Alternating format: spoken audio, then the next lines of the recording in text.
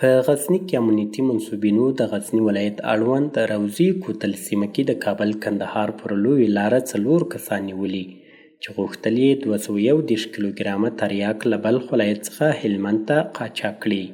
د کابل کندهار لویې لارې ساتونکو پولیسو مرستیال قومندان محمد سلیم انس وایي دغه نشهیي توکي په فیلډر او لوکسل موټر کې ځای پر ځای شوي ول چې د شپې ناوخته د مجاهدینو له لورې ونیول شول.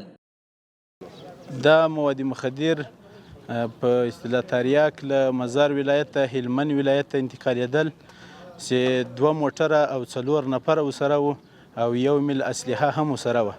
د روضې د کوتل په چیک پاین باندې سره له 210 کیلو په شاوخوا کې تریاک ورسره ونیول شول.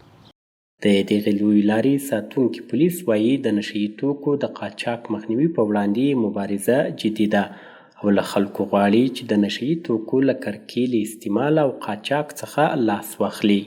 انشاءالله موږ 24 ساعته د ولس په خدمت کې او د دغو شیانو چې مقصد مواد مخدره دي یا دغسې نور اختطاف ده یا د غلاوې دي دغسې دغو انشاءالله موږ پوره مخنیوی کوو او هم انشاءالله په وخت سره رسیدګي کوو هم انشاءالله کړې ده. باید ووایو چې غزني کې دا لومړی ځل نه دی چې امنیتي چارواکي د نشهیي توکو د قاچاق مخنیوی کوي. تر دې مخکې هم دې ولایت کې لسګونه کیلوګرامه بېلابېل نشهیي توکي نیول شوي دي.